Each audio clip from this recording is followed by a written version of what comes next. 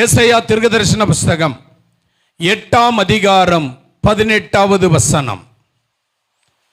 ஏசாயா தீர்க்கதரிசன புஸ்தகம் 8ஆம் அதிகாரம் 18வது வசனம். இதோ நானும் கர்த்தர் எனக்கு கொடுத்த பிள்ளைகளும் சீயோன் பர்வதத்தில் வாசமாயிருக்கிற சேனைகளின் கர்த்தராலே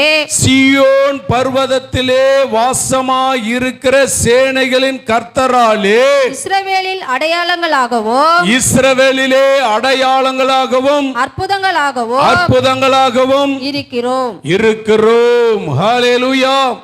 இப்ப பக்கத்துல இருக்கிறவங்கள பார்த்து சொல்லுங்க, நாம அடையாளங்களா அற்புதங்களா இருக்கிறோமா? இந்த பிள்ளை எலும்பி வந்து நின்னுச்சு, இதுதான் அடையாளம். இப்ப எலும்பி வந்து நின்னு மைக்க பிடிக்கிற வயசே இல்லது. எலும்பி நின்னு மைக்கு பிடிக்கிற வயசு இல்லை.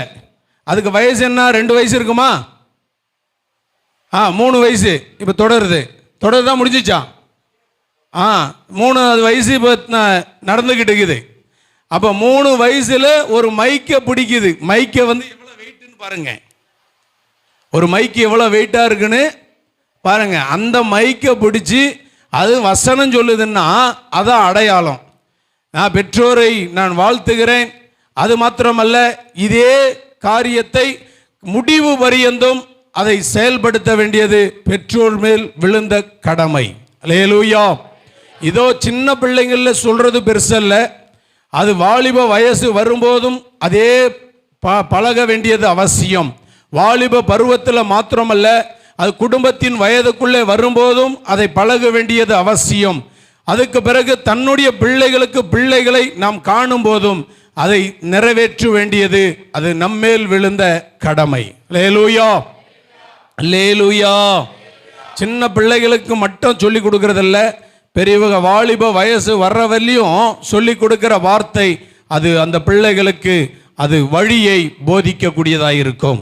ஆகையாலே இங்கே சொல்லப்படுகிறது, நானும் என் குடும்பத்தாரும் என் பிள்ளைகளும் நாங்கள் இஸ்ரவேலிலே அடையாளமாயிருப்போம், அற்புதங்களாய் இருப்போம் என்று சொல்லி அங்கே ஏசாயா தீர்க்கதரிசி நமக்கு சொல்லுகிறதை நாம் பார்க்கிறோம். இந்த காலை வேளையில உங்கள் மத்தியிலே சொல்லுகிறேன், இப்படி நீங்கள் எத்தனை பேர் அடையாளம் உள்ளவர்களாய், எத்தனை பேர் அற்புதம் உடையவர்களாய் நீங்கள் இருக்கிறீர்கள் என்பதை நீங்கள் சற்று இந்த வேளையில நிதானித்து பாருங்கள். உங்கள் இருதயத்தின் மனசாட்சியினோடு கூட இதற்கு நீங்கள் முற்படுவீர்கள். ஆனால் கர்த்தர் உங்களை ஆசீர்வதிக்க அவர் போதுமானவர். அல்லேலூயா. பக்கத்தில் பார்த்து சொல்லுங்க, அடையாளங்களாகவும் அற்புதங்களாகவும் இருக்கிறோம்.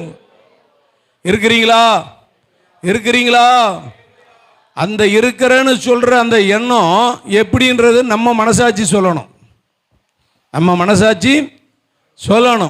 அதுதான் அவர் அங்க சொல்றாரு. அப்ப நானும் என் பிள்ளைகளும் என் குடும்பம் எப்படி இருக்கணுமா? அடையாளமா இருக்கணும், அற்புதங்களா இருக்கணும் என்பதை ஆண்டவர் வலியுறுத்தி சொல்லுகிறார். எடுத்து வாசிக்கலாம். அடையாளங்களுக்கான காரியங்களை நம் மத்தியிலே ஒரு சில பரிசுத்தவான்கள் சொல்லுகிறதை இந்த நாளிலே உங்களுக்கு சொல்லி நான் கடந்து போக ஆசைப்படுகிறேன். தானியேலுக்கு எழுதின தீர்க்கதரிசன புஸ்தகம் 4ஆம் அதிகாரம் 2-3 வசனம். உன்னதமான தேவன் என்னிடத்திலே செய்த அடையாளங்களையும் அற்புதங்களையும் பிரசித்தப்படுத்துவது எனக்கு நன்மையாய் கண்டது. யார் சொல்றது அப்படின்னா, அந்த நன்மையை கண்ட அந்த நேபுகாத் நேச்சர் அங்கே இருக்கிற ராஜா இந்த வார்த்தையை சொல்லுகிறார். அல்லேலூயா, அல்லேலூயா. அந்த நன்மையை கண்ட அந்த வேளையிலே ஆண்டவர் அவர்களுக்கு உண்டான காரியத்தில் ஆண்டவர் அவர்களோடு கூட நடக்கிறதை நாம் பார்க்க முடியும். அதுக்கு முந்தின அதிகாரத்தில் பார்க்கும்போது அங்கே சாத்ராக், மேஷாக், ஆபேத்நகோ என்கிற 3 வாலிபர்கள் அவரை அந்த நேபுகாத் நேச்சருடைய பொற்சிலையை வணங்காமல் அவர்கள் எதிர்த்து நின்று அவர்களோடு கூட சவால் விட்டதை நாம் பார்க்க முடியும். அப்படி சவால் விட்ட அந்த வேளையிலே அந்த நேபுகாத்து நேச்சரை கோபம் முட்டுகிற அளவுக்கு இருந்தாலும் அவன் முழுமையாய் சிந்தித்து செயல்பட்டு அந்த தேவனை உயர்த்துகிறதுக்கு அந்த நேபுகாத்து நேச்சருக்கு அங்கே எருசலேமிலிருந்து சிறைபிடித்து கொண்டு வரப்பட்டதான அந்த 3 வாலிபர்கள் நிமித்தம் அந்த ராஜா சொல்லுகிறார். அந்த ராஜா சொல்ற வார்த்தை இன்றைக்கு உங்களுக்கும் எனக்கும் இருக்கிறதா என்பதை சற்று நாம் நிதானித்து பார்க்கணும். அல்லேலூயா, அல்லேலூயா. அதுதான் அந்த ராஜா சொல்றார். மீண்டுமாய் வாசிக்கலாம். அவருடைய அடையாளங்கள் எவ்வளவு மகத்துவமோ. முதல் வசனமே வாசிங்க, 2 வாசிங்க. உன்னதமான தேவன். நான் மீண்டும் வாசிங்கன்னு சொன்னா 2க்கே திரும்ப வாசிக்கணும். இல்ல அடுத்து வாசிங்கன்னு சொன்னா அடுத்து வாசிக்கணும். உன்னதமான தேவன், உன்னதமான தேவன் என்னிடத்தில் செய்த அடையாளங்களையோ, என்னிடத்தில் செய்த அடையாளங்கள், இந்த 3 பேரின் நிமித்தம் என் தேவன் என்று சொல்லக்கூடிய அளவுக்கு அந்நிய தேவனை தொழுது கொள்ளுகிற ராஜா, அந்த தேசம் முழுவதும் அவனுடைய ஆளுகைக்குள்ளே அந்நிய தெய்வத்தை வணங்க வேண்டும் என்று சொல்லிக் கொண்டிருந்தவன், அந்த இடத்துல அந்த 3 பேருடைய அடையாளங்களையும் அற்புதங்களையும் கண்டு அவன் சொல்லுகிறான் உன்னதத்தில் இருக்கிற தேவனை குறித்து. அல்லேலூயா, அல்லேலூயா. அதுதான் அவர் அங்க சொல்றாரு. அப்ப அவங்க சொல்றாரு உன்னதமான தேவன் என்னிடத்திலே செய்த அடையாளங்களையும் அற்புதங்களையும் பிரசித்தப்படுத்துவது எனக்கு நன்மையாய் இருக்கிறது. எத்தனை பேருக்கு நன்மை? பக்கத்துல பார்த்து சொல்லுங்க, எத்தனை பேருக்கு நன்மையா இருக்குதா? பிரசித்தப்படுத்துறோம் சொல்றதுக்கு நாம் ஆயத்தமா இருக்கிறோமா? 3 நாள் அதை தான் பிரசங்கமா வந்துகிட்டு இருக்குது. சுவிசேஷத்தை அறிவிக்கிறது நம்ம மேல விழுந்த கடமை. ரட்சிக்கப்பட்டிருக்கிறது உண்மைன்னா, நீங்கள் இயேசு கிறிஸ்துவை ஏற்றுக்கொண்டது உண்மைன்னா, ஆண்டவர் உங்க மேல வச்சிருக்கிற கடனை தீர்க்கிறவர்களா இருக்கணும். நேற்றைய தினத்தில் அதான் பிரசங்கம். கடனை என்ன செய்யணும்? தீர்க்கணும். கடனை தீர்க்காம கடனோடு கூட நீ போவாயானால் அங்கே கடனுக்காக நீங்கள் வேற காரியங்கள் செய்ய வேண்டியது இருக்கும். அல்லேலூயா. அப்ப கடன்காரனுக்கு கடன் கொடுத்தவன் என்ன செய்யணுமா? சொல்லுங்க. அவங்க என்ன சொல்றாங்களோ அதை என்ன செய்யணும். எனக்கு தேவன் நமக்கு கொடுக்கிற இந்த வார்த்தையில அங்கே எருசலேமிலிருந்து சிறைபிடித்து கொண்டு வரப்பட்டதான பாபிலோன் தேசத்துக்கு வந்த அந்த 3 வாலிபர்களும் அவர்கள் எழும்பி தங்கள் அடையாளங்களையும் தங்கள் அற்புதங்களையும் அவர்கள் நிறைவேற்றி காண்பித்தார்கள். அந்த ராஜா அதுக்கு முன்னாடி வரையிலும் 3ஆம் அதிகாரத்தில் நீங்க போய் படிச்சீங்கன்னா தெரியும். அது வரையிலும் அவன் ஒரு பொற்சிலையை நிறுத்திவிட்டு இந்த பொற்சிலையை தான் நீங்க வணங்கி ஆகணும் அப்படின்னு சொல்லிக்கிட்டு இருந்த ராஜா சொல்றாரு, அந்த உன்னதமான தேவனுடைய நாமத்தை, அவர் செய்த நன்மையை நான் எங்கும் பறைசாற்றணும். அல்லேலூயா. அவர் பறைசாற்றினாரா அப்படின்னு கேட்டா செஞ்சாரு. 3ஆம் அதிகாரம் கடைசி 3 வசனங்களை வாசிக்கலாமே. 28, 29, 30. அப்பொழுது நேபுகாத்நேச்சர் வசனித்து சாத்ராக் மேஷாக் ஆபேத்நகோ என்பவர்களுடைய தேவனுக்கு ஸ்தோத்திரம். அவர்கள் தங்களுடைய தேவனை தவிர வேற தேவர்களை சேவித்தும் பணியாமல் அவரையே நம்பி ராஜாவின் கட்டளையை தள்ளி. நல்லா கவனிக்கணும். ராஜா போடுகிற கட்டளை நமக்கு ஏற்றதா இருக்குமானால் அதற்கு நாம் கீழ்ப்படிய வேண்டியது அவசியம். அப்படி இல்லை என்றால் அவர் எவ்வளவு பெரிய ஆளா இருந்தாலும் அதுக்கு கீழ்ப்படிய வேண்டிய அவசியம் இல்லை. புரியுதா நான் சொல்றது? அது யாரா இருந்தாலும் சரி. இப்ப நான் இங்க புல்பிட்ல நின்னுகிட்டு சொல்றேன்றதுக்காக நான் எதை சொன்னாலும் அது நல்லதா கெட்டதான்னு அறியாத நீங்க ஆமாஞ்சாமி போட்டீங்களன்னா அது உங்களுக்கு அது வந்துட்டு கேள்விக்குறியாய் மாறிவிடும். நான் சொல்றது உங்களுக்கு புரியுதா? என்னோடு சேர்ந்து தான் நான் சொல்றேன். சொல்ற காரியத்தை அது நல்லதா கெட்டதா அல்லது இது எதுக்கு நல்லதுக்கா கெட்டதுக்கான்னு தெரியாம நாங்களும் தலையாட்டிக்கிட்டு இருப்போம்னு சொன்னா நம்முடைய வாழ்க்கை கேள்விக்குறியாய் மாறிவிடும். ஆனால் கேள்விக்குறியாய் இராமல் இருப்பதற்கு இங்க சொல்லுகிறார், ராஜா கட்டளையிட்ட அந்த கட்டளைகளுக்கு அங்க இருந்த சாத்ராக், மேஷாக், ஆபேத்நேகோ என்கிற 3 பேரும் அடிப்பணியல, பணிந்து கொள்ளலன்னு சொல்லி வேதம் சொல்லுது. அப்படி பணிந்து கொள்ளாம தங்கள் சரீரங்களை ஒப்பு கொடுத்ததினால் அவர் தமது தூதனை அனுப்பி தம்முடைய தாசரை விடுவித்தார். தம் தாசரை விடுவித்தார். ஹல்லேலூயா. நீங்க எப்போ உங்களுக்கு இல்லாத ஒன்று வருகிறதோ அப்பொழுது நீ பணியாமல் இருக்கும்போது உனக்கு வருகிற ஆபத்தானாலும் உனக்கு வருகிற ஜீவன் போகிற காரியமானாலும் அதிலிருந்து விடுதலையை கொடுக்க நம்முடைய ஆண்டவர் போதுமானவராய் இருக்கிறார். அல்லேலூயா. பாபிலோன் தேசத்துல கிட்டத்தட்ட 10 லட்சம் மக்கள் கூடியிருப்பாங்க. அதுவும் தூரா என்கிற சமபூமி. இப்போ நம்ம ஊர்ல எல்லாம் வந்துட்டு ஒரு மினிஸ்டர் வந்தாருன்னா, மினிஸ்டர் வந்தா ஜனங்கள்லாம் வந்து கூடுறதுக்கு ஒரு பெரிய கிரவுண்டு கட்டாயம் தேவை. அதே சிட்டிக்குள்ள வச்சா என்ன நடக்கும்? நெரிச்சல். சிட்டிக்குள்ள சரியானபடி என்ன செய்ய முடியாது, பேச முடியாது, பார்க்க முடியாது மினிஸ்டர். அதுக்காக ஒரு பெரிய கிரவுண்டை ஆயத்தப்படுத்தி அந்த கிரவுண்டில் வந்து மினிஸ்டர் நின்று பேசுகிற போது ஜனங்க எப்படி இருப்பாங்க, எப்படி ஆரவாரிப்பாங்கன்றது உங்களுக்கு தெரியும். அதுபோல இங்க தூரா என்கிற சமபூமியை அங்கே நேபுகாத்நேச்சர் உண்டு பண்ண சொல்லி அங்கே அவன் மூலமாய் 60 முழ உயரத்தில் அங்கே ஒரு பொற்சிலையை உருவாக்குறான். பொற்சிலையை உருவாக்கி இதை வணங்கி ஆகணும் அப்படின்னு நிற்கும் போது அங்கே இருக்கிற சுற்றுப்பக்கத்தில் இருக்கிற எல்லா தேசத்து ஜனங்களும் அங்கே கூடி வந்திருக்கிறார்கள். ஆனா இங்கே அடையாளங்களை கொடுக்கிறவர்களும் அற்புதங்களை நடப்பிக்கிறவர்களும் இங்கே 3 பேர் நிற்கிறாங்க. 10 லட்சம் மக்களுக்கு 3 பேர் சவால் விடுறாங்க. 3 பேர் சவால் விடுறாங்க. 10 லட்சத்தை ஆள்ற தலைவருக்கு அல்லது ராஜாவுக்கு இந்த 3 பேர் என்ன செய்யறாங்க? சவால் விடுறாங்க. பக்கத்தில் பார்த்து சொல்லு, நம்ம பக்கத்து வீட்டில் இருக்கிறவங்களுக்கே நம்மளால சவால் விட முடியல.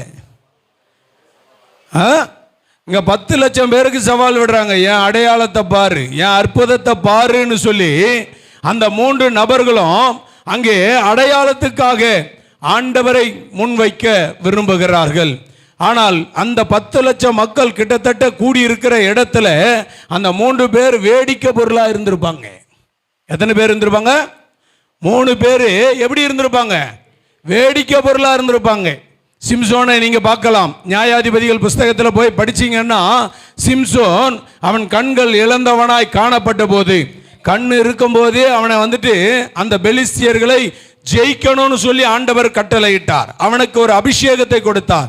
அவன் நசரேய விரதம் உள்ளவனாய் இருந்தான். அப்படி இருந்த அந்த சூழ்நிலையில அவன் அதை எல்லாவற்றையும் இழந்து போன பிறகு இப்ப அவனை கட்டுண்டவனாய் கண்கள் பிடுங்கப்பட்டவனாய் கொண்டு வந்து அந்த இடத்துல அந்த காசாவின் மத்தியிலே நிற்க வைத்து அவனை வேடிக்கை பொருளாய் மாற்றினார்கள். யுத்தத்தை பண்ணி ஜெயத்தை எடுக்க வேண்டியவன் இப்ப என்னவாயிருக்கிறானா? வேடிக்கை பொருளா இருக்கிறான். எல்லாருக்கும் வேடிக்கையா. வேடிக்கைன்னா என்ன பண்ணுவாங்க? வேடிக்கைன்னா என்ன பண்ணுவாங்க? ஹலோ, ஒரு குரங்கு இருந்துச்சுன்னா என்ன செய்வீங்க? எல்லாரும் பார்ப்பீங்க. அந்த குரங்கு சும்மாவே நின்றுக்கிட்டே இருந்துச்சுன்னா என்ன பண்ணுவீங்க? சாதாரண ஒரு குரங்கு இங்க இருக்குதுன்னு வச்சுங்களேன், அந்த குரங்க வேடிக்கை பொருளா எல்லாரும் பார்க்குறீங்க. அது ஒருவேளை அது பண்ற சேட்டையெல்லாம் பார்க்கும்போது வேடிக்கையா தெரியுது. அப்படி ஒரு வேளை எல்லாத்தையும் பண்ணிட்டு கம்முனே நின்றுக்குச்சுன்னா இல்லை உட்காந்துக்குச்சுன்னா நீங்க என்ன பண்ணுவீங்க?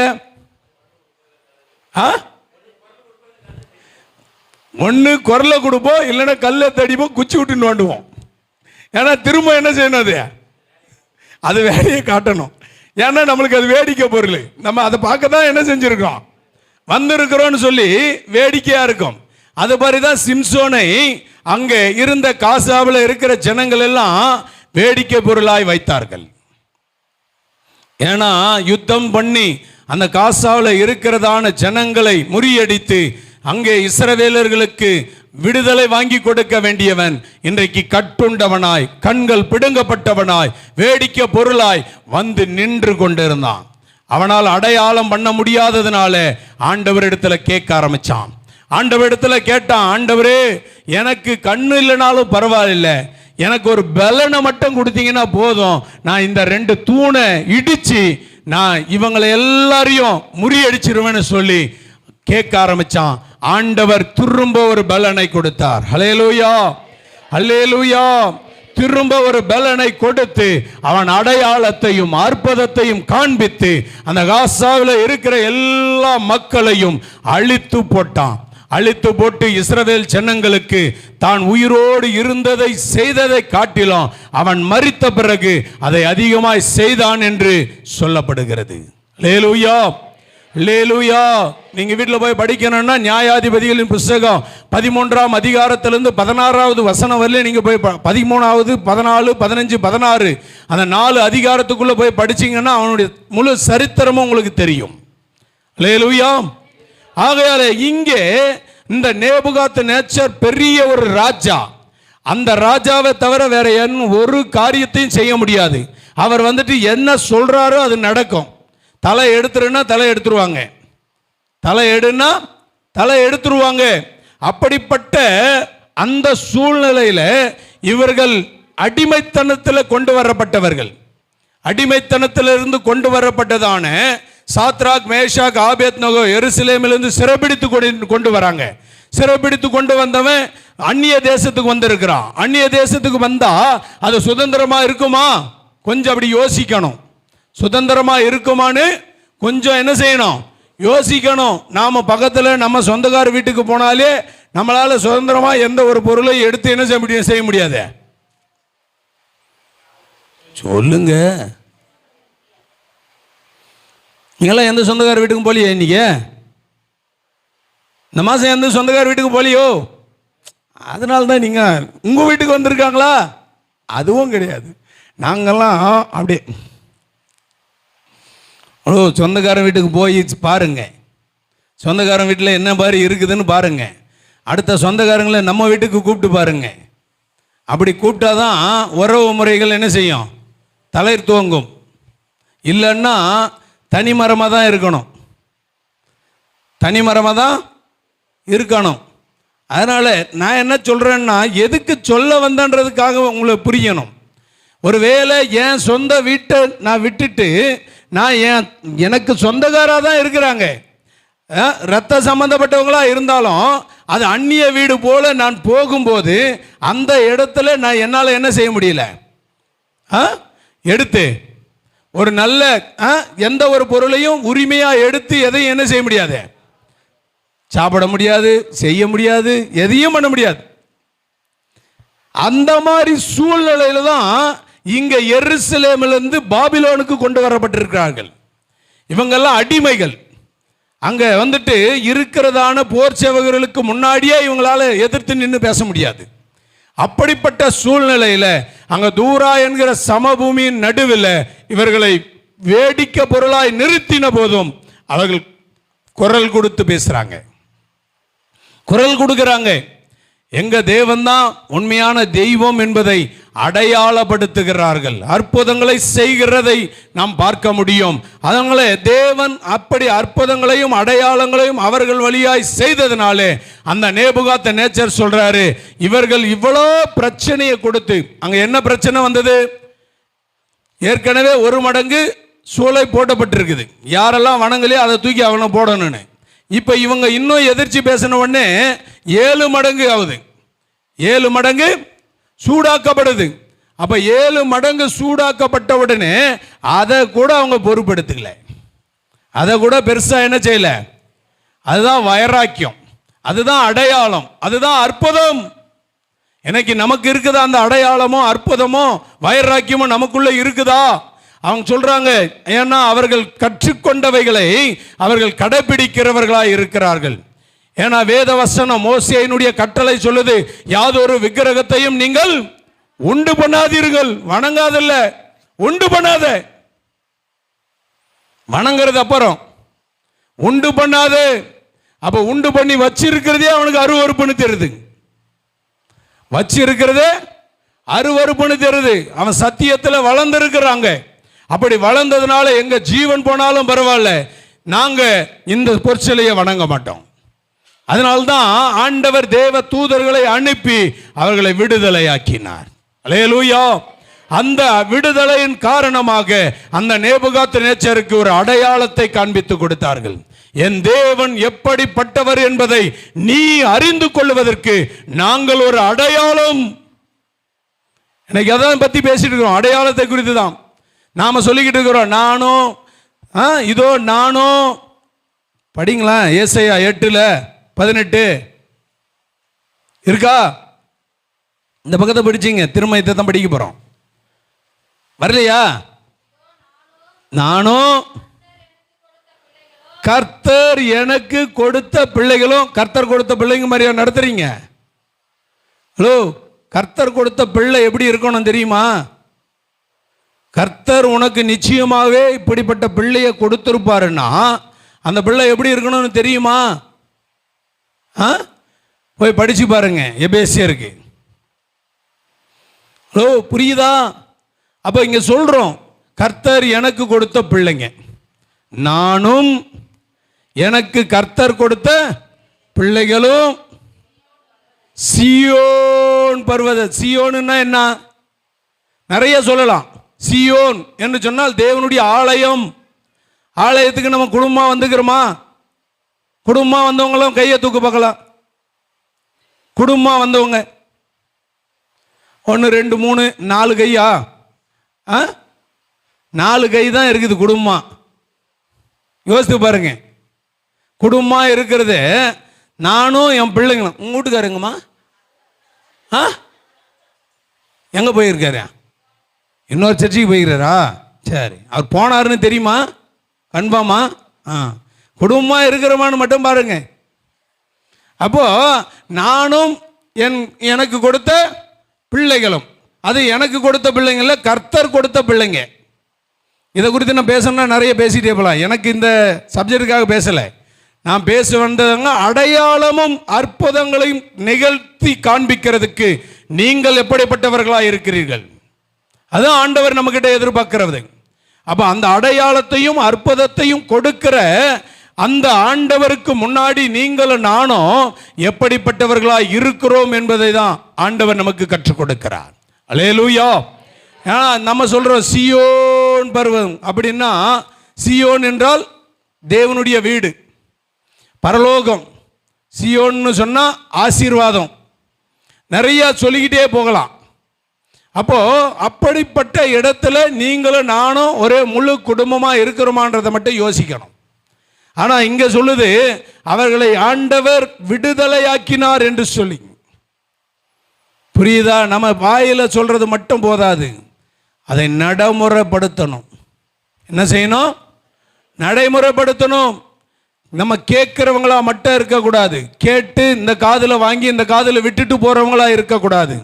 அதை கேட்டு தான் உள்ளத்தில் அபியாசப்படுத்தி அதை மற்றவர்களுக்கு வெளிப்படுத்தி காண்பிக்கிறவர்களா இருக்கணும். புரியுதா? அதுதான் ஆண்டவர் நமக்கு இங்க கற்றுக் கொடுக்கிறார். திரும்ப தானியேலுக்கு திரும்பிக்குவோம். அந்த நேபுகாத்நேச்சர் என்ன சொன்னார், என்ன செஞ்சார்னு பாருங்க. கீழே வாசிக்கிறோம். ஆதலால் ஷாத்ராக் மேஷக் ஆபேத்நேகோ என்பவர்களுடைய தேவனுக்கு விரோதமான தூஷண வார்த்தையை சொல்லுகிற எந்த ஜனத்தானும் எந்த ஜாதியானும் எந்த பாஷைக்காரனும் துண்டித்து போடப்படுவான். என்ன பண்ணுமா? உன் நிமித்தம் ஏதாவது நடந்திருக்கா? உங்க நிமித்தம் அது மாதிரி ஏதாவது நடந்திருக்கா? சொல்லணும். அவங்க சொல்றதுல என்னங்க நியாயம்? அவங்க சொல்றதுல என்ன நியாயம் அப்படின்னு சொல்றவங்க தான் இருக்கிறாங்க. நமக்கு விரோதமா யாராவது எழும்புனா நம்ம பட்சத்தில் வந்து யாராவது சாட்சி சொல்லுவாங்க, இல்லை ஏதாவது சப்போர்ட் பண்ணுவாங்கன்னு பார்த்தா அவன் இனத்தோட இனமா சேர்ந்துக்கிட்டு அவன் சொல்லுவான், அவங்க சொல்றதுல என்னங்க நியாயம்? நியாயமா தானே இருக்குது. அப்போ அதுக்கு நீங்க தான் என்ன செய்யணும்? கீழ்பஞ்சு போகணும்னு கேட்பாங்க. ஆமாவா இல்லையா? இப்போ ராஜா இருக்காரு, பொற்சிலையை நிறுத்தி இருக்காரு. சிலையை நிறுத்திட்டு கிட்டத்தட்ட சுத்து பக்கத்தில் இருக்கிற 10 லட்சம் பேர் இருக்கான். 10 லட்சம் பேருக்கு மெஜாரிட்டியா, 3 பேருக்கு மெஜாரிட்டியா? 10 லட்சம் பேருக்கு தான் மெஜாரிட்டி. அப்போ 10 லட்சம் பேர் சொல்றதை கேட்டு போவியா, நீ என்ன 3 பேர் வந்து எலும்பி நின்னுன்னு ஆட்டு ஆடுனீங்கிறீங்க அப்படின்னு சொல்லுவான். சொல்லுவாங்களா இல்லையா? ஆனால் அதற்கு மத்தியில் அதே 10 லட்சத்தை ஆளுகிற ராஜாவாகிய நேபுகாத்நேச்சர் நேச்சர் சொல்றாரு, இந்த தேவனை யாரெல்லாம் தூசிக்கிறீங்களோ, இந்த தேவனை யாரெல்லாம் ஏற்றுக்கொள்ளலையோ அவர்களெல்லாம் என்ன பண்ணணுமா? துண்டித்து போடணுமா. வெட்டி போட்டுருன்ட்டார். வெட்டி யோசித்து பாருங்க. இதுக்கான அடையாளங்கள், அற்புதங்கள் நம்ம இடத்துல இருக்குதா? அங்க 3 பேரு அவ்வளோ பேருக்கு சவால் விட்டு அடையாளங்களை காண்பிக்கிறார்கள், அற்புதங்களை நடப்பிக்கிறார்கள். அதற்கு ராஜா சொல்றாரு, அந்த வார்த்தையை திரும்ப படிங்களேன். ஆதலால் சாத்ராக், மேஷாக், ஆபேத்நகோ என்பவர்களுடைய தேவனுக்கு விரோதமாக தூஷண வார்த்தையை சொல்லுகிற எந்த ஜனத்தானும், எந்த ஜாதியானும், எந்த பாஷைக்காரனும் துண்டித்து போடப்படுவார்கள். அவன் வீடு எருக்களமாக்கப்படும். அவன் வீடு எருக்களமாக்கப்படுமா. எருக்களம்னா என்ன? குடியிருக்க முடியாது. நம்ம ஊர்ல ஆமை பூந்துச்சுன்னா என்ன சொல்லுவாங்க? 3 மாசம் ஆமை பூந்துச்சுப்பா, 3 மாசம் நீங்க என்ன செய்யாதீங்க, வீட்டுக்குள்ள குடியிருக்காதீங்க, குடியிருந்தீங்கன்னா நல்லது இல்லைன்னுவான். சொல்றாங்களா இல்லையா? ஹலோ, சொல்றாங்களா இல்லையான்னு கேட்டேன். செத்த ஆவியை கேட்கறதுக்கு உயிரோடு இருக்கிறவன் தலையாடிக்கிட்டு இருக்கிறான். செத்த ஆவி உடையவன் சொன்னா உயிரோடு இருக்கிற ஜீவன்கள் என்ன செய்யுது? தலையாட்டிக்கிட்டு இருக்குது. உயிரோடு இருக்கிற ஜீவன் சொல்லணும், செத்த ஆவிக்கு என்ன பலியாக்குறியான்னு. அதை சொல்ல நமக்கு என்ன வராது? ஐயோ அவர் சொல்லிட்டாருங்க, 3 மாசத்துல என்ன ஆயிடும்? யோசித்து பாருங்க. ஏசாயால தான் இருக்கு 19வது வசனம். நீங்க 8-18 படிச்சீங்களே, அது கீழே 19 நீங்க வாசிங்கன்னா, வீடு எருக்களமாக்கப்படும். அவர்கள் உங்களை நோக்கி அஞ்சானம் பார்க்கிறவர்களிடத்திலும், அஞ்சானம் பார்க்கிறவர்களிடத்திலும், முணுமுணுவென்று ஓதுகிற, முணுமுணுன்னு ஓதுகிற குறியக்காரரிடத்திலும், குறி சொல்லுகிறவர்களிடத்திலும் விசாரியுங்கள் என்று சொல்லும்போது விசாரிங்கன்னு சொல்லும்போது, ஜனங்கள் தன் தேவனிடத்தில் விசாரிக்க வேண்டிய, தேவன் தன் ஜனங்கள் வந்து தேவனிடத்தில் விசாரிக்க வேண்டியதல்லவோ, உயிர் உள்ளவர்களுக்காக செத்தவர்களிடத்தில் விசாரிக்கலாமோ? செத்தவர்களிடத்தில் போய் விசாரிக்கலாமா? எழுப்புறாரு கேள்வியை. அப்போ உன் வீடு எருக்களம் ஆக போகுதுன்னு சொன்ன உடனே இப்ப எல்லாம் செத்தவங்கிட்ட ஓடி இருப்பாங்க. ஓ, இங்க என்ன சொல்றாங்கன்றது முதல்ல நம்ம என்ன செய்யணும்? காது கொடுத்து கேட்கணும். செத்த ஆவியை உடையவர்களாய் இருக்கிற நாம செத்த ஆவிகளுக்கு இடம் கொடாதபடிக்கு நாம் எழும்பி பிரகாசிக்கிறவர்களாய் மாறணும். கிறிஸ்தவர்களே அதுக்கு உண்டு. நாள் பார்க்கறது, குறி கேட்கறது. நான் எனக்கு தெரிஞ்சு இந்த தெருவில் ஒரு குடுகுடுப்புக்காரன் வரான், அவங்ககிட்டயே கேட்குறாங்க. அவன் வந்து சொல்கிறான், இந்த வீட்டுக்கு நல்ல காலம் பிறக்குது, எப்படா பிழைக்கும்? நல்ல காலம் பிறந்தா என்ன செய்யணும்? இந்த வீட்டுக்கு நல்ல காலம் பிறந்துருச்சு அப்படின்னா என்ன செய்யணும்? அதெல்லாம் எங்களுக்கு தெரியாதுயா, ஆனால் சொன்னான், கேட்டோம், அவ்வளோதான். அது முக்கியம் இல்லை. அங்க ராஜா சொல்றாரு, நீங்க யாரெல்லாம் நீங்க ஏற்றுக்கொள்ளலையோ, ஏற்றுக்கொள்ளாதவனை துண்டித்து போடு. துண்டித்து போடுறது மாத்திரம் இல்ல, அவன் வீடு எருக்களமாகட்டும், எருக்களமாகட்டும் என்று என்னாலே தீர்மானிக்கப்படுகிறது. 10 லட்சம் பேருக்கு தலைவனா இருக்க வேண்டியவன் சொல்றான், 3 பேர் சொல்றதுக்கு கீழ்படியான். காரணம், இந்த 3 பேர் அடையாளத்துக்குரியவர்களும் அற்புதத்துக்குரியவர்களும் இருந்ததுனால அந்த 3 பேரையே மேன்மைப்படுத்தி அந்த 3 பேருடைய தேவனை உயர்த்துகிறவனாய் மாறினான். பாபிலோன் தேசம் முழுவதும், பாபிலோன் தேசம் முழுவதையும் அவன் உயர்த்தினான் என்று சொல்லப்படுகிறது. நம்ம இந்திய தேசத்தில் நமக்கு எத்தனை மாநிலம் இருக்குது? இந்திய தேசத்தில் எத்தனை மாநிலம்? இப்போ தான் எலெக்ஷனுங்க, நாளன்னைக்கு ரிசல்ட் வரப்போகுது.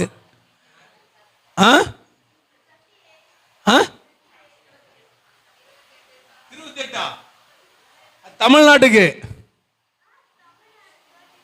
32. அப்போ இந்தியாவுக்கு எத்தனை மாநிலம்? சோமனத்துக்கு ஞாபகத்துக்கு இல்லையோ?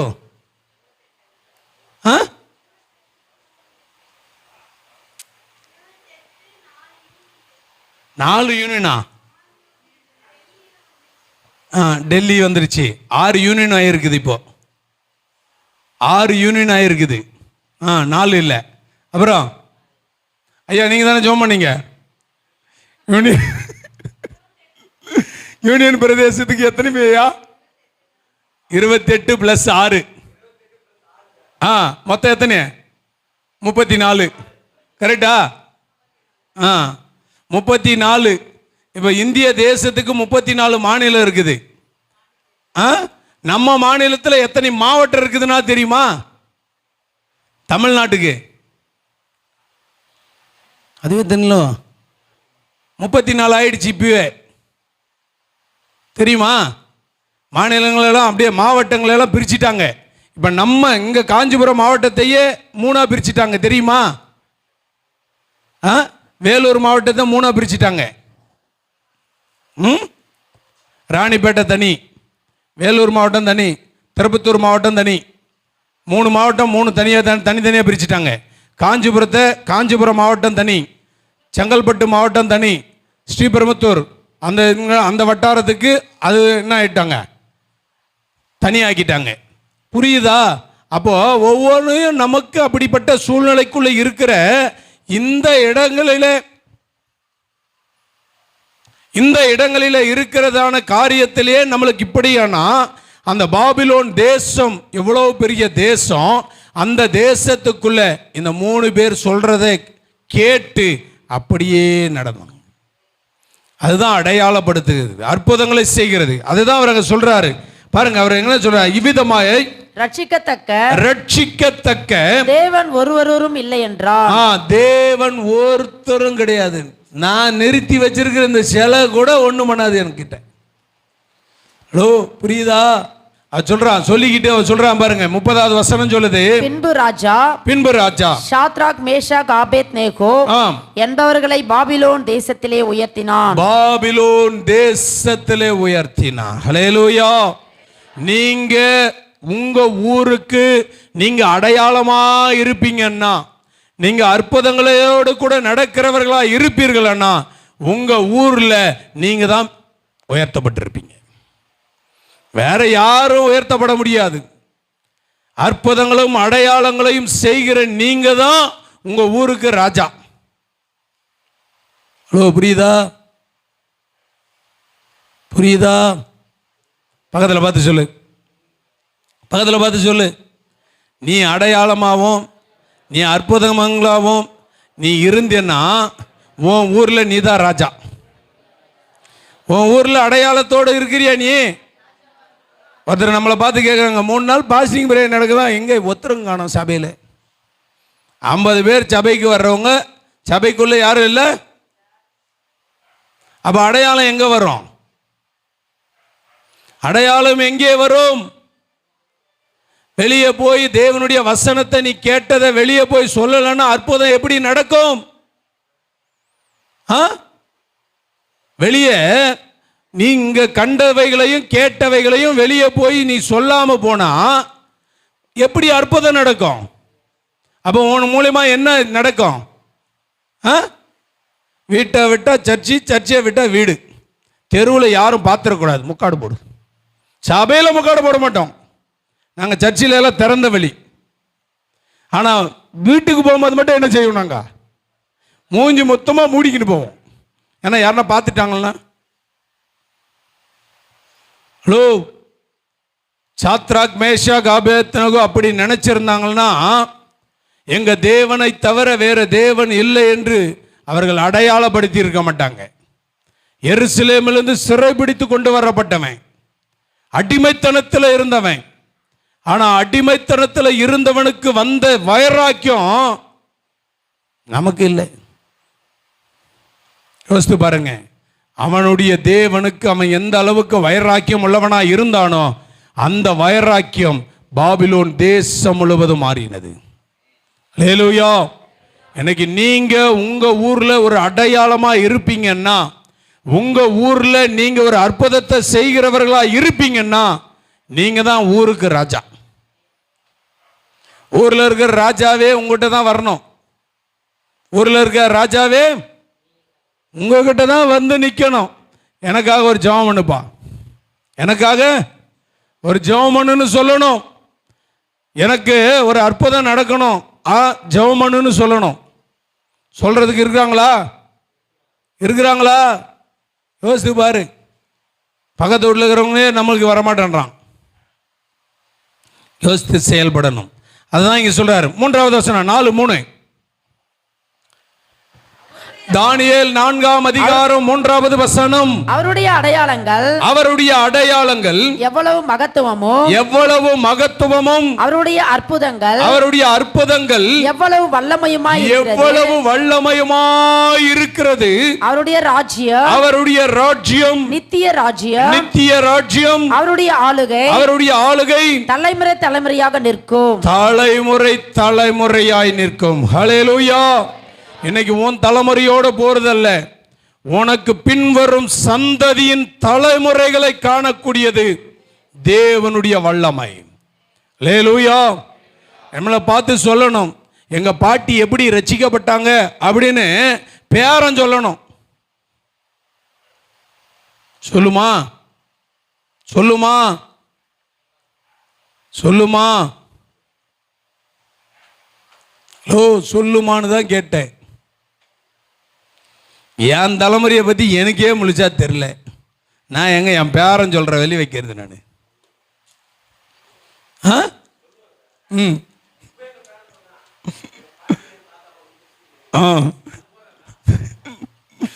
யோசித்து பாருங்க. ஏதோ 1-2க்கு இல்லை, எல்லாரும் அதில் நிலை நிற்கிறவர்களாய் மாறணும். நீங்கள் சவுத் சைடு போனீங்களானாக்கா அவங்க சொல்லுவாங்க, எங்கள் தாத்தாவும் எங்கள் பாட்டியும் இயேசுவை ஏற்றுக்கொண்டாங்க, இன்னைக்கு தலைமுறையாக நாங்கள் அதில் இருக்கிறோம். சொல்லணும். அதுக்கு நீ வழி வகுத்து கொடுக்க முடியுமா? நீ அடையாளமாக நிற்க முடியுமா? நீ அற்புதங்களை செய்ய உன்னால் முடியுமா? யோசிக்கணும். ஏதோ கடமைக்கு ஏதோ ஊதுறவங்க சங்கு ஊதிட்டு கிடக்குறாங்க செவடங்க அதில் அப்படின்னு ஊதிக்கிட்டு கேட்கறதுக்கு காதை இப்படி மடக்கி வச்சு மூடிக்கிட்டு போகிறதுக்கு இல்லை. காது உள்ளவன் கேட்க கடவன். ஆனால் வசனங்கள் நிறையா இருக்குது, நேரம் தான் இல்லை பழகுது. சரி, கர்த்தர் நல்லவர். இருந்தாலும் உங்களுக்கு நேரத்தை சரியாக கடைபிடிச்சிரும், கவலைப்படாதீங்க. எவ்வளோ நேரம் ஆனாலும் உங்களுக்கு சொல்ல வேண்டியதில் சொல்லிக்கிட்டு நான் பாட்டுக்கு முடிச்சிருவேன், ஆமேன்னு போட்டுருவேன். ஏன்னா நேரத்தையும் காலத்தையும் கர்த்தர் கணக்கில் வைத்திருக்கிறார். நீ வந்த நேரம் என்ன, போகிற நேரம் என்னன்றதே ஆண்டவர் கணக்கில் வச்சிருக்கார். அதனால் நான் வந்துட்டு ஆவியானவர் சொன்னார், நீங்களாம் 1 மணி நேரம் லேட்டாக வந்ததுனால நான் 1 மணி நேரம் கூட சேர்த்து பேசுகிறேன்னாலும் பேச மாட்டேன். அது உனக்குரிய பலன். ஹல்லேலூயா.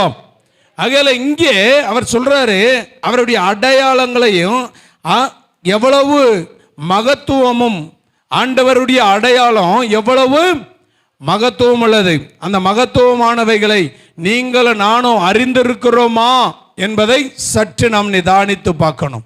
அதுக்கு தான் ஆண்டவர் நம்மளை பார்த்து சொல்றார். அப்போ அடையாளங்களோடு கூட அற்புதங்களோடு கூட நடக்கிறவர்களாய் நீங்களும் நானும் இருக்க வேண்டியது அவசியம். நான் கடைசியாக வந்துடுறேன், ஆனால் இன்னும் இருக்கிறதெல்லாம் நீங்கள் புரிஞ்சுக்குவீங்கன்னு நினைக்கிறேன். அதனால் நம்ம கடைசியாக வந்துடுவோம். அப்போ ஆண்டவராகி இயேசு கிறிஸ்து அடையாளப்படுத்தினார். இயேசு கிறிஸ்து அடையாளப்படுத்தினார். பாருங்க என்ன அடையாளப்படுத்தினார் அப்படின்னா, யோவானுக்கு எழுதின சுவிசேஷ புஸ்தகம். நேரங்கள் இல்லாதனால நான் உங்களோட வேகமாக கடந்து போகிறேன். யோவான் எழுதின சுவிசேஷ புஸ்தகம் 2ஆம் அதிகாரம் 1 வசனம்.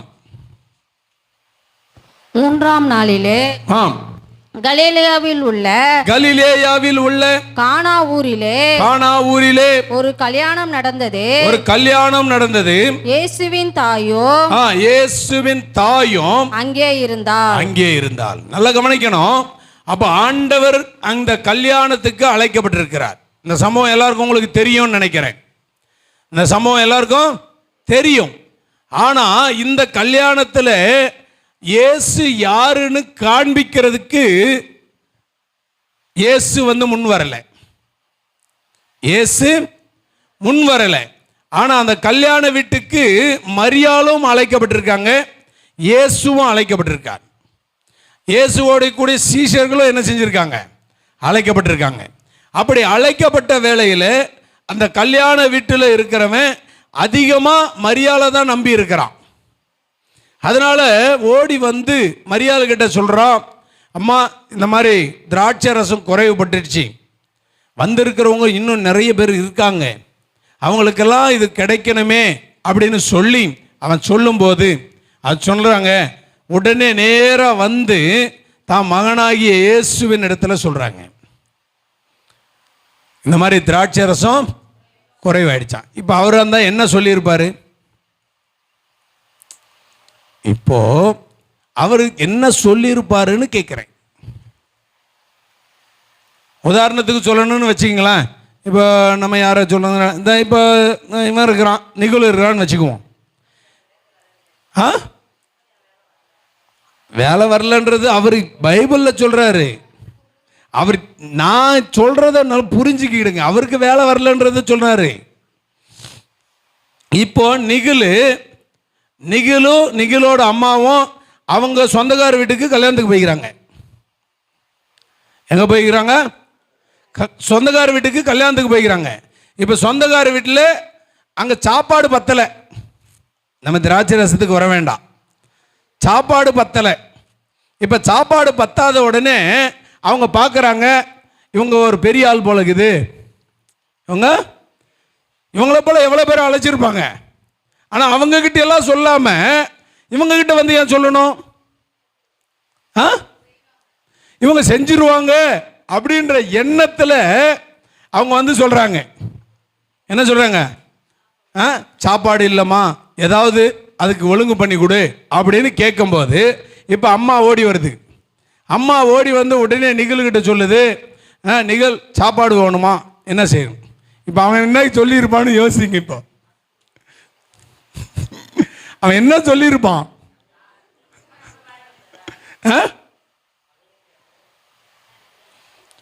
சொல்லுங்க, ஒருத்தர் ஒரு காரியம் சொல்றீங்க. காசு கொடுத்தா வாங்கிட்டு வந்து கொடுப்பேன். இப்போ அவன் என்ன சொல்லியிருப்பான்றீங்க? என்ன இப்போ நானா தான் என்ன சொல்லியிருப்பேன்னா, வந்த வேலையை மட்டும் பார்த்துட்டு மொய்ய வச்சுட்டு கிளம்பிக்கிட்டே பண்ணுவேன். இவ்வளோ பேருக்கு சோறு பண்ணா யார் முதல்ல வைக்கிறது? இப்போ இவ்வளோ பேர் வந்திருக்காங்க, இவ்வளோ பேருக்கு சோறு இல்லைன்றீங்க. சோறு இல்லைன்னும் போது இவ்வளோ பேருக்கு யார் முதல்ல வைக்கிறது? உன்ன மாதிரி ஆளுக்கு புரியுதா? அப்ப இயேசுவும் அப்படி ஒருவேளை கேட்டிருப்பார். கேட்ட பிறகுதான் அந்த அம்மா சரி இனி அவருக்கு சைலண்டா போயிட்டாங்க. போயிட்ட பிறகு கேட்டவங்க திரும்ப வந்து சொல்லும்போது அதோ இருக்காரு, அவர் என்ன சொல்றாரோ அதன்படி செஞ்சுங்க. இப்போ அம்மா புள்ளைய காமிச்சு கொடுத்துச்சு. ஏன்னா வந்த வேலையை பார்த்துட்டு மொய்ய வச்சுட்டு போகலான்னு சொன்னவன் யார் தான்? நிகழ். இப்போ நிகழவே மாட்டி விட்டு போயிடுச்சு. நிகழ மாட்டி விட்டு போயாச்சு. இப்போ இவங்களால என்ன செய்ய முடியல? இப்போ அவங்க சொல்லின்னா தட்ட முடியும். ஆனால் கல்யாண வீட்டில் இவங்க முக்கியமானவங்க அப்படின்னு தெரிஞ்ச பிறகு அவங்க வந்து கேட்குற நேரத்தில் இவங்க என்ன செய்ய முடியாது? எப்பா நீ தாம்பா எல்லாம் செஞ்சாகணும். நக்கல் நாகப்பன் உண்மையாகவே செம்ம வியூஸ் அது. 2500 பேர் பார்த்துருக்காங்க. அப்போ அந்த காரியத்தை குறித்து பேசுறதுக்கு பாருங்க எவ்வளோ ஒரு ஆச்சரியம். அப்போ இயேசு கிறிஸ்துவும் அப்படி சொல்லப்பட்ட நேரத்தில் அவர்கள் சொன்னதுக்கு அவர் அடையாளம் உள்ளவராக இருந்தார். அவர் அடையாளம் உள்ளவராக இருந்தார். அவங்களுடைய தாய் அவர் என்ன சொல்லிக்கிட்டு போனாரோ, தாய்கிட்ட ஒரு வேளை எனக்கு ஒன்றும் வேலை வரல, நான் என்னால் செய்ய முடியாதுன்னு வேணா சொல்லியிருக்காரு. ஆனால் அந்த தாய் அங்கே இருந்த வேலைக்காரர்களிடத்தில் சொன்னது நிமித்தம் அந்த வேலைக்காரர்கள் இயேசு அண்டையிலே வந்து கேட்ட பொழுது அவர்களிடத்தில் எந்த ஒரு மறுப்பும் இல்லாம அவரை அடையாளப்படுத்தி காண்பித்தார். அவர் அற்புதங்களை செய்தார். இல்லாத இடத்துல 6 கற்சாடியை கொண்டு வர சொல்லி அந்த கற்சாடியில தண்ணீரை நிரப்ப சொல்லி அந்த தண்ணீரை திராட்சரசமாக்கி அதை மொண்டு கொண்டு போய் கொடுத்த வேளையில அதை பந்தி விசாரித்தவனுக்கே தவிர வேற ஒருத்தனுக்கும் தெரியாதுன்னு சொல்லப்படுது. அதை சாப்பிட்டவன் சொல்றான், முன்னாடி இருந்த ரசத்தை விட இது ரொம்ப சுவையா இருக்கு. அப்ப 2வது ஆளு என்ன மாதிரி ஆளு போல இருக்குதாமே, 2வது இலை போடுறவன் முதல் இலைக்கு சாப்பிட்டு இருக்கிறான் போல இருக்குது. முதல் இலைக்கு டேஸ்ட் பண்ணி பார்த்துருக்கிறான். இப்போ முதல் இலையை சாப்பிட்ட பிறகு இப்போ 2வது இலைக்கு சோறு வந்திருக்குது. அப்போ இது என்ன மாதிரி இருக்குன்னு நம்மள மாதிரி என்ன செஞ்சிருப்பான், டேஸ்ட் பண்ணி பார்த்துருப்பான் போல இருக்குது. அப்படி டேஸ்ட் பண்ணவன் சொல்றான், முன்னாடி இருந்த ரசத்தை விட இந்த ரசம் அதிக சுவையா இருக்கு. அப்போ என்ன மாதிரி 2வது முறை சாப்பிட்றவன் அந்தப்பான். ஹலோ, உங்களெல்லாம் சொல்லலைங்க, உங்களெல்லாம் சொல்லலை. ஏன்னா நாங்களாம் 2வது ஆள் சாப்பிட்றத, நாங்கள்லாம் முதல் இலையை முடித்து 2வது இலை பந்தி போடும்போதே 2வது இலையில் உட்காந்துருவோம். ஏன்னா முதல் இலைக்கே ஒழுங்காக போட மாட்டேறாங்க இல்லையா? புரியுதா? அப்போ ஆண்டவர் அற்புதங்களையும் அடையாளங்களையும் செய்வதற்கு ஆண்டவர் அங்கே முன்னிருந்தார். இன்னைக்கு தேவனுடைய பிள்ளைகளை நம்மளை பார்த்து சொல்றதுக்கு யாராவது இருக்கிறாங்களா? அவங்க இன்னார் இருக்கிறாங்க அந்த கோடியில் அல்லது அந்த தெரு முனையில் அல்லது அந்த தெருவில் நடுவில் அந்த இடத்துல ஓரத்தில் அவங்க இருக்கிறாங்க. அவங்க உங்கள் பிள்ளைங்களுக்காக உங்களுக்காக உங்களுடைய கஷ்டங்களுக்காக ஜெபம் பண்ணா இதெல்லாம் நடக்கும் என்று சொல்லுகிறவர்கள் யாராக இருக்காங்களா? அதுக்கு நீங்க அடையாளம் உள்ளவர்களா இருக்கிறீர்களா? அற்புதத்தை நடப்பிக்கிறவர்களா இருக்கிறீர்களா? எனக்கு ஒரு கேள்வி. உங்களை பார்க்குறவங்க சொல்லணும், இந்த வீட்டுக்கு போ, அவங்க ஜெபம் பண்ணுவாங்க, அவங்க உங்களுக்கு நன்மை செஞ்சு அனுப்புவாங்க. சொல்கிறதுக்கு யார் இருக்கிறாங்க? ஜெபம் பண்ணுன்னா நீ ஜெபம் பண்ணு, நீ ஜெபம் பண்ணு, நீ ஜெபம் பண்ணு. அப்போ இங்கேயே ஒன்றும் ஜெபம் பண்ணலன்னா உன் வீட்டில் என்ன மாதிரி ஜெபம் பண்ணுவேன்? இங்கேயே ஒன்றும் ஜெபம் பண்ணலன்னா நீ என்ன ஜெபம் பண்ணுவே? அந்த ரங்கத்தில் ஆடினா தான் அம்பலத்தில் வந்து என்ன செய்ய முடியும்? ஆட முடியும்.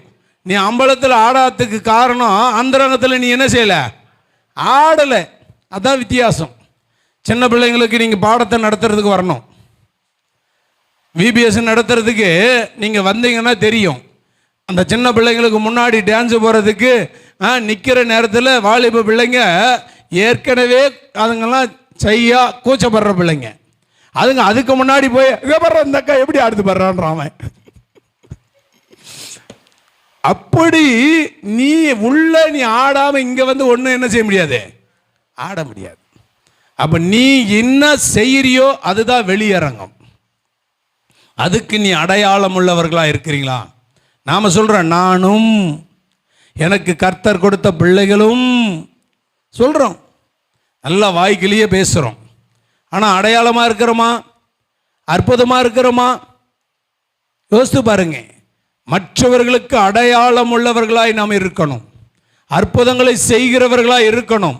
அவங்க வந்து நம்மக்கிட்ட வந்து ஜெபம் பண்ணன்னு சொன்னாங்கன்னா அப்படியா வாங்க ஜெபம் பண்ணுறேன்னு சொல்கிறதுக்கு ரெடியாக இருக்கணும். ஐயோ அந்த பிசாசு என்ன பிடிச்சிக்கிச்சுன்னா எப்படி? அங்கே ஜெபம் பண்ணுற நேரத்தில் பிசாசு ஆட ஆரம்பித்த உடனே அந்த பிசாசு என்ன பிடிச்சிக்கிச்சுன்னா உடனே ஒரு போனை பண்ணு பாஸ்டருக்கு இங்கே உட்காந்துக்கிட்டோம். ஹலோ, புரியுது? சொல்கிறது புரியுதா? நல்லது.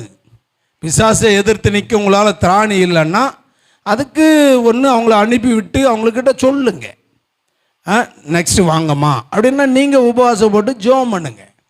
அப்படி முடியலையா, சரி நல்லது, பாஸ்டருக்கே கூடு, பாஸ்டர் இல்லைன்றாரா, வழி இல்லை அப்படின்னா 4 பேரை விசுவாசியை கூப்பிடு, 4 பேரை விசுவாசிங்களை கூப்பிடு.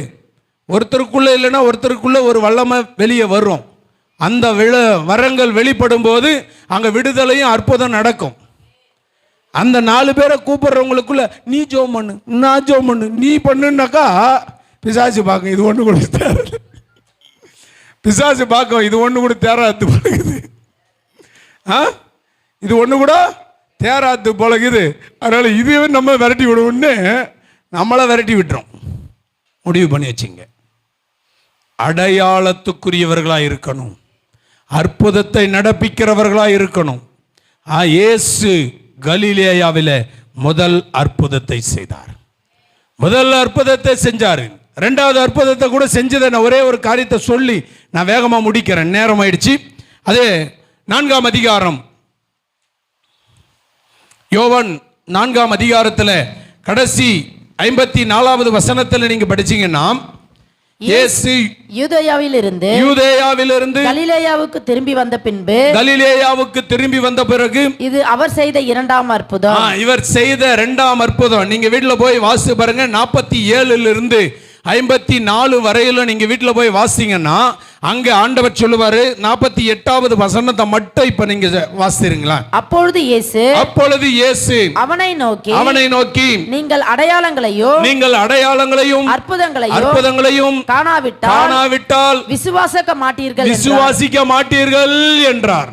ஆண்டவர் சொன்னாரு, அங்க இருக்கிறவங்களை பார்த்து சொன்னாரு, நீங்க அற்புதங்களையும் அடையாளங்களையும் பார்க்கலன்னா நீங்களாம் விசுவாசிக்க மாட்டீங்க அப்படின்னு சொல்லி ஆண்டவர் கலிலேயாவில் அவர் கல்யாண வீடு கானா ஊர்ல முதல் அற்புதத்தை முடிச்சிட்டு அதுக்கு பிறகு அவர் யூதேயாவுக்கு என்ன செய்யறாரு, புறப்பட்டு வருகிற வேளையில அவர் 2வது அற்புதத்தையும் செய்தார். அல்லேலூயா. நீங்க அற்புதங்களையும் அடையாளங்களையும் செய்கிறவர்களா இருப்பீர்களா? முதல்ல நீ உன் ஊருக்கு நீ அடையாளமா இருக்க பழகு. நீ ஊருக்கு அடையாளமா இருந்தா உன் ஊர்ல இருக்கிறவங்க எல்லாம் அற்புதத்தை தேடி உன் வீட்டுக்கு வந்து சேருவாங்க. ஹலோ, புரியுதா?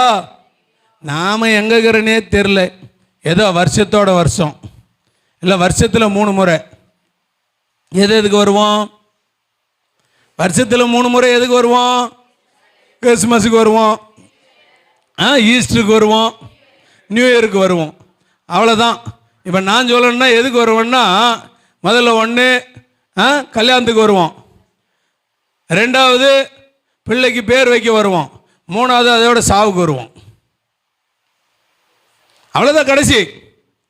ஏன்னா கல்யாணம் பண்ணுறது ஆகணும், பிள்ளையை பெற்றெடுக்கிற நேரத்தில் பிள்ளைக்கு பிரதிஷ்டை பண்ணணும், 3வது கடைசியாக சாவுக்கு போகணும்.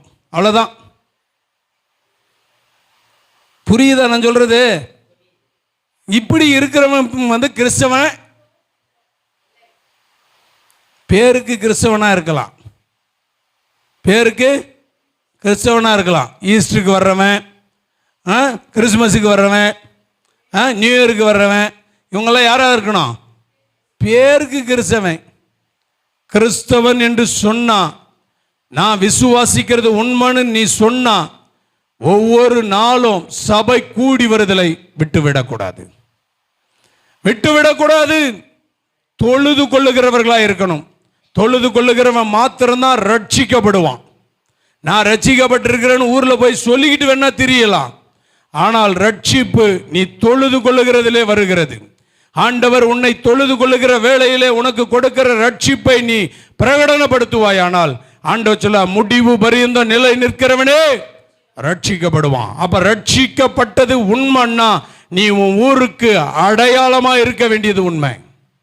நேற்றைய தினத்தினுடைய செய்தியில இதை முடிக்க ஆரம்பிச்சேன் ரட்சிப்பை குறித்து. அதனால இன்னைக்கு அதை தொடர்ந்து அதை கூட பேசினதுனால உங்களுக்கு சொல்றேன், நீங்க அடையாளம் உள்ளவர்களாக இருக்கணும். அடையாளங்களை நீங்கள் உங்க ஊருக்கு காண்பிப்பீர்கள். ஆனால் நீங்க உங்க ஊர்ல நீங்க கிறிஸ்தவர்கள் என்கிற அடையாளத்தை காண்பித்து கொடுப்பீங்கன்னா அற்புதங்களை தேடி அநேகர் ஓடி வருவார்கள். லேலூயா. ஐயோ கிறிஸ்தவனா, ஐயோ சொல்லிடாதே. என்னது அவங்க கிறிஸ்தவங்க அப்படின்னு சொன்னா, ஐயோ நான் எங்க கிறிஸ்தவன்? அவங்களுக்கு எதிரிலே என்ன செய்றோம்? நான் எங்க கிறிஸ்தவன்? 1000 ரூபாய் கொடுக்குறாங்கன்னு சொல்லி பாருங்களா ரேஷன் கடையில், கிறிஸ்தவங்களுக்கெல்லாம் கிடையாது அப்படின்னு சொல்லிட்டாங்கன்னா முடிஞ்சிடும். அவங்க சொல்லுவாங்க, என் ஆதார் கார்டை பாருங்க, என் ரேஷன் கார்டை பாருங்க, நான் என்ன கிறிஸ்தவனா? நான் சண்டை போடுறவன் இருக்கிறான். எனக்கு தெரிஞ்சு சிறுகாவேரி பக்கத்தில் இது நடந்தது. அவங்க சொல்றாங்க, என் ஆதார் கார்டு பேர் மாற்றி இருக்கா? அவங்க சொல்லாங்க, ஏமா இந்தா சண்டையே படாது, அப்படி காசு போ. வாழ்க்கை அப்படி ஓடுது. அப்போ உன் அடையாளம் எங்கே? உன் அற்புதம் எங்கே? உன்னை தேடி யார் வருவார்கள்? யோசித்து பாருங்க. முழங்கால் படிக்கிடுவோம். பரிசுத்தமுள்ள பிதாவே, இந்த நல்ல வேலைக்காக நாங்கள் நன்றி செலுத்துகிறோம். இந்த நாளில் ஆண்டவரே, உம்முடைய நாமம் மகிமைப்படும்படியா உம்முடைய சித்தத்துக்கு நாங்கள் ஒப்பு கொடுக்கிறோம். சகல காரியங்களும் கூட இருந்து ஆசீர்வதியும். வந்திருக்கிற உம்முடைய பிள்ளைகளை கர்த்தர் நீங்கள் ஆசீர்வதித்து ஆண்டவர் பெருக பண்ணும். எல்லாவற்றும் உடைய திருக்கரத்தில் போடுறோம். இயேசுவின் நாமத்தினால வேண்டிக் கொள்கிறோம் பிதாவே. ஆமென். அல்லேலூயா.